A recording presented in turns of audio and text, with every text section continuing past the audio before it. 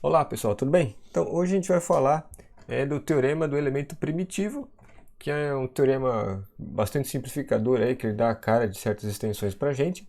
E sem ficar adiando nada, né, vamos logo direto para o teorema e vamos ver qual que é a afirmação fantástica que ele faz para a gente. Então, esse é o teorema, né? Vamos direto para o enunciado aqui. Então, teorema do elemento primitivo.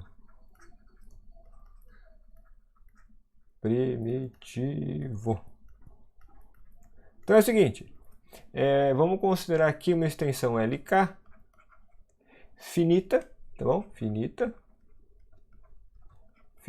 e separável. Tá? Isso implica aqui que se essa extensão for finita e separável, então a gente sabe que esse enunciado do teorema que a extensão é simples. Tá? Então, ou seja, ela é gerada por um único elemento θ aí sobre K.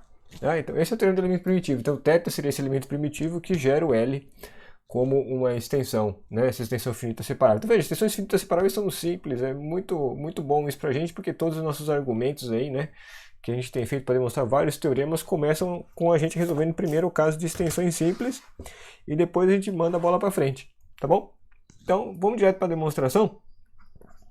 A demonstração é a seguinte, pessoal. Então, aqui a gente separa essencialmente no caso em que os corpos envolvidos são finitos ou não. Veja que como essa extensão LK aqui é finita, falar que um dos corpos L ou K é finito é a mesma coisa que falar que os dois são finitos, tá bom? Já que esse espaço vetorial L sobre K aqui tem dimensão finita.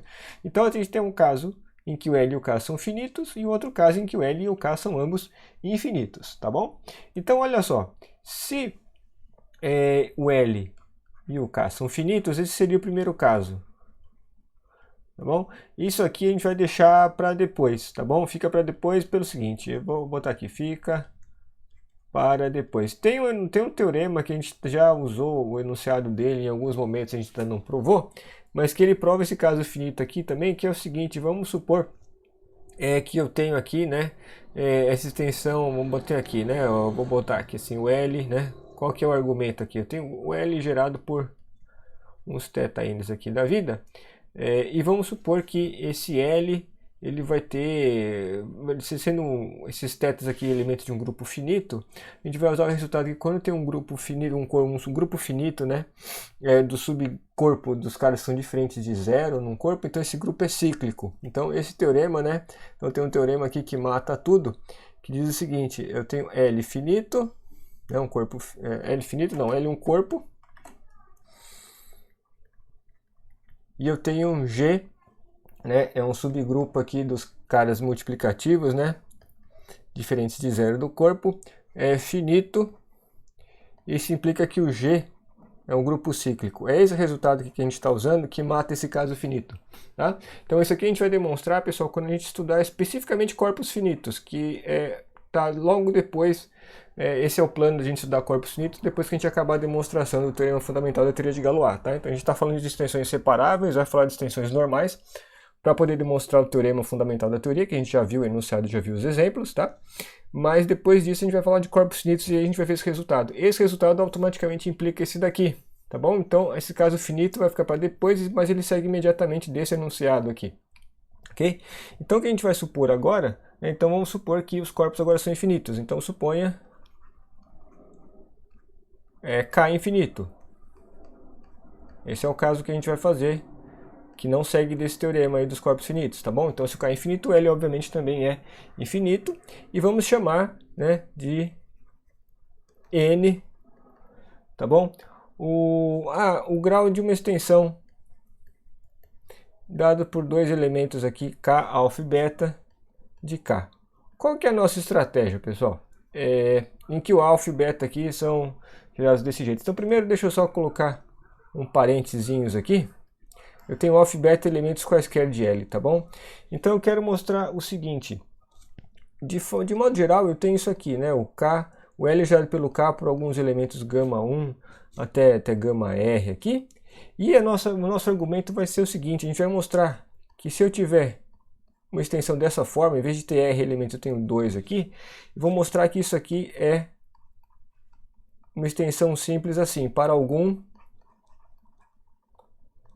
C pertencente a K. Tá? Então, se eu conseguir mostrar isso, que né, o corpo gerado aí sobre o K por dois elementos alfa e beta, eu consigo trocar esses dois geradores por um só, escolhendo uma combinação linear adequada aqui, com algum C adequado aqui. Então, esse caso geral também está demonstrado. Eu vou tirando um por vez, né? Eu tenho aquelas transitividades da separabilidade e a gente manda ver, não tem problema nenhum em fazer esse argumento. Então, a única coisa que a gente vai fazer, a gente vai provar, é isso daqui. Tá bom? Vou mostrar que tem algum C adequado para qual essa igualdade é verdadeira. A gente mostrou lá atrás, né, uma coisa super particular, que eu acho que a gente fez isso aqui em algum momento lá na casa do chapéu, que é isso aqui, né? Mostrar que uma certa extensão por dois caras, na verdade era uma extensão simples. Eu acho que a gente fez alguma coisa assim, não tenho muita certeza, porque já faz um tempinho. Mas é o mesmo argumento, né? Mas em geral não vai ser só a soma do alfa com o beta, eu vou ter que pegar algum múltiplo específico aqui do beta para fazer a coisa funcionar. Tá bom? Então eu vou pegar isso aqui e eu vou transformar nesse K alfa vírgula beta num K extensão por um cara só. Aí vira uma extensão simples e acabou o resultado. Tudo bem? Então, olha só. Para qualquer, então, tem que achar esse C. A nossa busca é por um C adequado que faz isso aqui funcionar, tá bom? Então, para todo C em K, é verdade isso aqui, né? Esse corpo aqui, ele vai estar contido, né? K alfa mais C beta está contido no K alfa vírgula beta. Isso aqui não tem dificuldade nenhuma. E o que a gente sabe daí é o seguinte, qual que é a nossa conclusão? A gente vai tentar mostrar essa igualdade aqui usando o critério imersivo da separabilidade. Então a gente vai contar um certo número de dimensões e comparar isso com o grau, tá legal? Então o nosso é o seguinte, eu vou fazer a seguinte observação. Se por acaso eu mostrar que esse grau aqui, né, esse grau é maior ou igual a n, como tem essa continência aqui, e esse grau do K alfa vírgula beta do K é exatamente n, então isso aqui mostra essa igualdade, tá legal? Então a nossa estratégia vai ser concluir que existe um C que faz essa desigualdade aqui com maior ou igual a n ser verdadeira, tudo bem? E a gente vai mostrar, a gente vai estimar esse grau aqui contando imersões, para a gente usar o critério imersivo de separabilidade, tá joia? Então, olha só, como essa extensão aqui, K alfa vírgula beta K, é separável, tá? Então como essa daqui é separável, o que a gente sabe? A gente sabe, né, dado que o grau dessa extensão é n, há exatamente, né, n, né, K imersões, que eu vou chamar aí de sigma 1 até sigma n, desse K alfa vírgula beta no fecho algébrico, tá? Vou pegar aqui um corpo algebricamente fechado, vou pegar o fecho algébrico de K, tá bom? Então, isso a gente sabe. Essa é a relação que existe, né, do critério imersivo ali, do grau, né, da extensão e das imersões, né, que estendem uma certa imersão dada. Tudo bem? Então, qual que é a nossa estratégia agora? Observação, né? Se mostrarmos, né, que existe um C, né, um C pertencente a K, tal que a sigma 1, sigma n, né, se restringem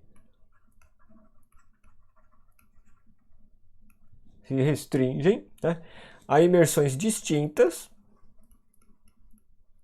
Então eu vou pegar o seguinte, né, essas sigma 1 até sigma n, elas estão definidas a princípio no corpo K alfa vírgula beta, tá? E eu vou restringir cada uma delas aqui, se chama de sigma i, a este corpo, para este C escolhido.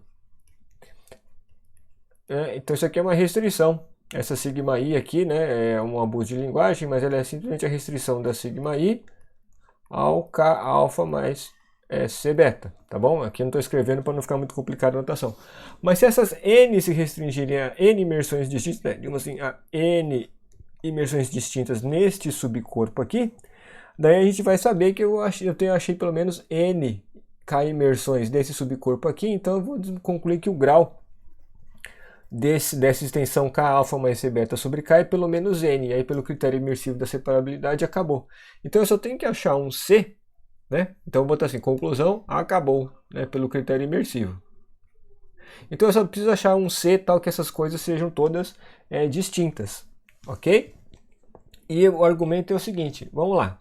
Então a gente vai fazer o seguinte, vamos definir aqui, sejam, né? Vou chamar de alfa 1 até alfa R, sei lá, o alfa 1 é o próprio alfa, tá bom? Então os conjugados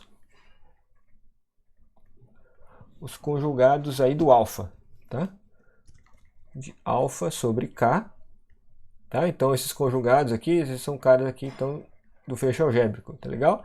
E o beta 1 até o beta S, sei lá, digamos assim, o beta 1 é o próprio beta, né? Os conjugados de beta sobre K, ok? Por que eu estou fazendo isso? Por causa do Picles, né? O que a gente sabe sobre aquele sigma I? Eu tenho que mandar o alfa em algum dos alfas, sei lá, alfa quadradinho, um dos conjugados dele, e a mesma coisa com o beta, tem que ser mandado num conjugado dele. Então, para eu contar, para eu achar essas imersões distintas aqui, eu sei que eu vou usar esses candidatos que são exatamente os conjugados. Tá legal? Então, o que a gente sabe, né?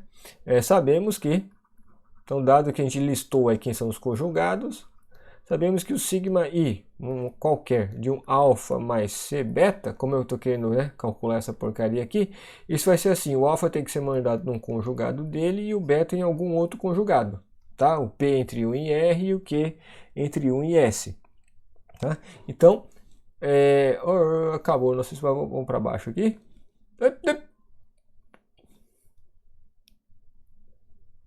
Eu tenho aqui isso aqui, né? E olha, vamos ver, por exemplo, vamos pegar um outro sigma J aqui, só para dar uns nomes meio morféticos aqui. Alfa mais C beta, um outro sigma J aqui vai ser um alfa, eu gastei P e Q, vou usar agora U e V, tá bom? Então, o U e o V correm nos índices aí de 1 a R e 1 a S normalmente, tá? Então, ó, vamos calcular aqui, né? Para as imersões sigma I, as restrições delas ao K alfa mais C beta serem distintas, basta que elas não coincidam aqui para esse elemento que vai ser o gerador, o alfa mais C beta, tá? Então vamos escrever quando é que dá essa igualdade. Quando é que essas coisas vão ser iguais, né? Então se a imagem do sigma I e do sigma J do alfa mais C beta forem as mesmas, eu tenho isso daqui, né? E a gente tem a conclusão, então, que vamos isolar o C agora, vai ficar assim, vai ficar alfa P menos alfa U igual a C beta V menos beta Q, blá, blá, blá, blá, blá. Então, o C é alfa P menos alfa U beta V menos beta Q. Tá legal? Com P, U, V e Q correndo os índices de 1 a R, 1 a S, aí, qual que for o adequado, tá legal? Então essa é a condição aqui, esta é a condição que indica exatamente que o sigma I vai ser igual ao sigma J no alfa mais C beta, tá? Então é isso exatamente que a gente quer evitar. Então, nós não sabemos exatamente quem são os índices P e Q, U e V que são escolhidos aqui, mas para garantir a gente faz o seguinte, se C não pertence ao conjunto, aí você faz todas essas contas. Tá, tudo bem, se o denominador aqui for zero, você ignora, né? Mas você faz aqui, então vamos ver, o P e o U pertencem aí os índices do alfa, né? Estão entre 1 e R. E os índices V e Q estão entre U e S.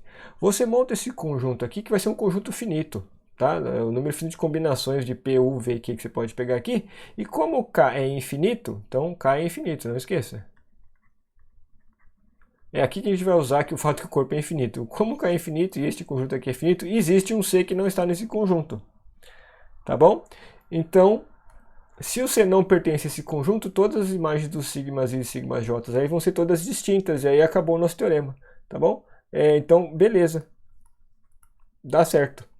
A gente conseguiu restringir os sigma I de modo que todos os N são distintos sobre, né, o K alfa mais C beta, sobre essa restrição. E aí, pelo critério imersivo da separabilidade, acabou. Tá? Então a gente consegue reduzir, né, dois geradores, alfa e beta, para um gerador só, alfa mais C beta, para algum Czinho adequado, que é só evitar esse conjunto finito aqui e pronto. Tá? Então, na verdade, é mais simples do que a gente imaginava, né? Assim, dado que o corpo K é infinito, quase qualquer C vai funcionar, tá? Exceto por este conjunto finito aqui que pode dar um problema. Ok?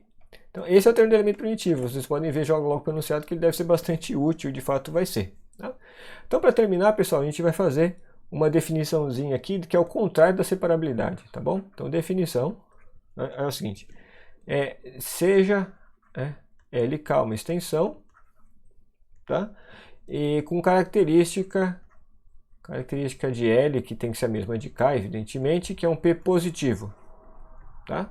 Então a gente pegou essa extensão aqui, eu não vou falar nada sobre isso, eu vou dizer o seguinte, essa extensão, ela é, o contrário de ser separável não é só ser inseparável, é ser puramente inseparável. É puramente inseparável, tá? Se para todo θ em L, tá? E existe um N, existe um Nzinho em Nzão aqui, tá? Claro, o Nzinho, né? N depende do θ. Para cada θ você vai ter um N diferente. Ele depende de θ, tá bom? Tal que o φzão, esse aqui é o morfismo de Frobenius que a gente falou lá na frente, mas é só simplesmente levar a P, tal. Então a composição de N vezes é pegar o θ, P elevado a N. Isso aqui pertence a K. Isso quer dizer que ela é puramente inseparável, que alguma potência, alguma pésima potência aí do θ pertence a K. Tá? Então isso aqui é o morfismo de Frobenius. Que eu acho que a gente já falou disso ou então está nas notas de aula. Vocês me dê um toque aí se não tiver, tá legal? Então isso quer dizer que ela é puramente inseparável. Vamos só pegar um feeling aqui do qual que por que a gente vai chamar isso de puramente inseparável? Quando a extensão era separável, a gente queria que o θ fosse, né, raiz de um polinômio ali que não tivesse raízes repetidas. Então isso aqui é totalmente o contrário disso, porque vamos lá, se você olhar agora para esse polinômio aqui, já que isso aqui pertence a K, isso aqui vai estar em K de x, tá? E, olha só, a gente poderia se perguntar aqui se vale essa fatoração, né? Porque eu vou ter um θ aqui, cuja multiplicidade como raiz é a máxima possível, exatamente o grau do polinômio. Então não é que você não tem raízes repetidas, você tem o maior número possível de raízes repetidas, tá? Dada a característica, respeitando a característica P aqui. E isso aqui, pessoal, né?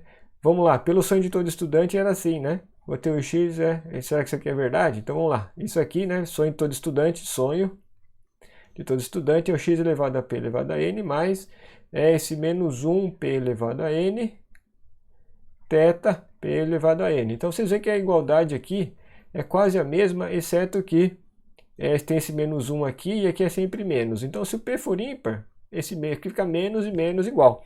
Se o p for par, aqui fica menos e aqui fica mais. E a gente poderia pensar aqui, né, se o P for 2, né, que ia dar diferente. Mas veja, se o corpo tem característica 2, é porque isso aqui é verdade, então 1 é igual a menos 1. Então menos é mais. Então isso aqui é verdade, tá? Independentemente do sinal.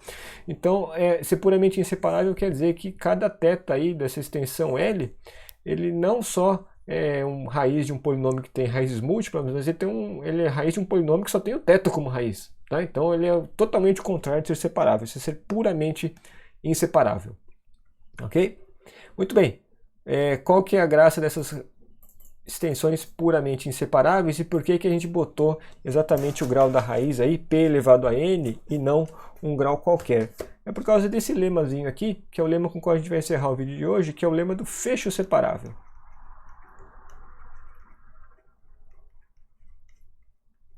Tá? Então o lema é assim, seja... de verdade, pessoal, lembre-se que eu só estou definindo aí esse negócio de puramente inseparável em característica positiva, porque a gente viu que a questão da separabilidade ela só é relevante em característica positiva, né? A gente viu para característica zero não existe o problema, tá? Então seja LK uma extensão algébrica agora, tá bom? Algébrica com as características igual a P aqui, característica de L igual a característica de K, um P positivo, um número primo positivo, tá? Então, o enunciado é o subconjunto, vou chamar de Ktil, tá? Dos elementos de L, né? Então isso aqui é um subconjunto de L que vai ser um subcorpo, tá? Dos elementos separáveis, tá? Separáveis sobre K. Isso aqui é um subcorpo de L. é um subcorpo de L, tá? Então, além disso, então a gente vai ter aqui, né? Além disso, depois deixa eu fazer um desenho antes da demonstração. Além disso, essa extensão aqui, né? Esse topo aqui vai ser puramente inseparável. Puramente inseparável. Então, qual que é o desenho aqui assim, né? Eu tenho o L estendendo o K em uma extensão algébrica em característica P. Tá? Aí eu vou construir aqui no meio do caminho todos um subcorpo aqui, né? Um subconjunto de todos os caras que são separáveis sobre K. E isso aqui vai ser uma extensão, então, claro, isso vai ser separável, tá? E vai faltar esse degrau, né? Eu peguei todos os separáveis aqui sobre K, eu consegui construir uma extensão separável e agora, né, a gente tem que provar que isso aqui é um subcorpo, evidentemente. Mas aí ficou esse outro degrau aqui e essa parte aqui é puramente inseparável. Você quebrou, né? Em dois pedaços, o maior pedaço separável possível e aí o degrau que ficou faltando ele fica sendo agora puramente inseparável, tá? Esse catil aqui, ele é chamado de fecho separável, tá? Então ele é o fecho, não é o fecho algébrico, né? Mas é o fecho separável de K em L, tá? De K em L, tá bom? Então esse aí é o famosíssimo fecho separável, quer dizer, famoso, agora é famoso, vocês o conhecem, beleza? Vamos dar a demonstração. A demonstração é facinha. Vou botar aqui embaixo. Ó. Demonstração. Demonstração é assim, vamos pegar aqui o alfa e beta no K-chapéu e vamos pegar o beta de frente de zero, tá? Então o que a gente quer mostrar? A gente quer mostrar aqui alfa mais ou menos beta, alfa beta e alfa dividido por beta aqui. A gente quer mostrar que essas coisas pertencem ao casão. Tá? É isso que a gente quer. Eu peguei beta diferente de zero só para fazer essa divisão aqui. Então, no fundo, o que a gente quer mostrar, né? Então, primeira coisa, para a gente mostrar que o catil aqui é um subcorpo. A gente quer mostrar, queremos mostrar, né? Essa pertinência aqui, essas coisas que a gente quer mostrar que está aqui, a gente quer mostrar, na verdade, que o corpo obtido aqui, né? A partir do K juntando o alfa e o beta, isso aqui está contido no catil. Legal? Então, é isso que a gente quer fazer, que a gente quer mostrar que essas contas estão aqui. Mas quem que é o catil? São exatamente os caras que são separáveis sobre K. Então, não é bem somente isso aqui, é isso aqui, quer dizer que na verdade que essa extensão aqui é separável. Isso quer dizer que está em catil. Tá legal? Mas isso aqui a gente já fez. Já foi feito. Tá? Lembra quando a gente mostrou, né, isso aqui? Que essa extensão aqui, ela é separável sobre K, se e somente se cada um dos tetas é separável sobre K. É o teorema que a gente mostrou nos vídeos passados, tá legal? Então, essa parte aqui já está feita. Vejam lá o vídeo passado para ver isso aí, tá bom? Que essa extensão aqui vai ser separável no caso que o N aqui é 2, tá bom? Então pronto, é que o catil é um subcorpo, já está feito. Agora a gente tem que ver a parte dessa daqui, que esse carinha aqui, ele é puramente inseparável, tá? Então essa parte que resta a gente para ver agora. Então, é fácil, na verdade, com o que a gente já fez também nos resultados que a gente já viu, e eu vou ver por que a gente enunciou na aula passada algumas coisas que a gente não usou ainda. Então, seja θ pertencente a Lzinho, tá bom? Então, vamos pegar, como a extensão é algébrica, não esqueça, a gente está pegando aqui uma extensão algébrica, tá bom? Então, polinômio minimal. Minimal, tá? F de x, né? E vamos botar aqui em catil. Tá, em catil de x aqui, de θ, né? O polinômio minimal de θ, tá? Sobre catil. A gente sabe como esses polinômios se escrevem. Lembra? Isso aqui a gente provou também nos vídeos passados. Ele é dessa forma. Quando você tem um polinômio qualquer aqui, você consegue escrever ele como sendo da forma gxp elevado a n, tá? Com esse g de x, um cara que é separável. Tá bom? Então ele é separável, né? Lembra, todo polinômio se escreve dessa forma. Ele é o g de x é uma potência de p aí, com essa porcaria é separável. Então, isto é, portanto, veja como o θ ele é uma raiz aí do f de x, então θ elevado a p elevado a n é raiz de g de x. Tá? Então, θp elevado a n é uma raiz de um polinômio separável. Então, isso implica que o θp elevado a n ele é separável, né, sobre o cativo. Sobre o cativo. E, portanto, também pela transitividade, ele também tem que ser separável sobre K, pela transitividade aí da separabilidade, tá bom? Mas isso quer dizer exatamente, isto é, falar que ele é separável sobre, que esse θ elevado a p elevado a n é separável sobre K, quer dizer exatamente que o θp elevado a n pertence ao cativo. O cativo, por definição, é o subconjunto dos caras que são separáveis sobre K. Tudo bem? Então a gente mostrou que uma pésima potência aí do θ está no cativo, e isso satisfaz a condição desta extensão aqui ser puramente inseparável. Então isso encerra a demonstração. Tá legal? Pronto. Por hoje é isso, pessoal. Nessa semana a gente encerrou então extensões separáveis. Aí vai falar, tá, na semana que vem a gente fala de extensões normais, para poder finalmente fechar o teorema fundamental da teoria de Galois com a demonstração. A gente vai mostrar, né, que aquelas extensões que a gente chamou de Galois, na verdade vão ser as extensões que são separáveis e normais. E aí a gente encerra essa grande parte do curso, que é a parte principal, fecha meio que mais ou menos tudo que é mais importante, e depois a gente vai estudar alguma coisinha sobre corpos finitos. Tá legal? É isso aí, pessoal. Valeu!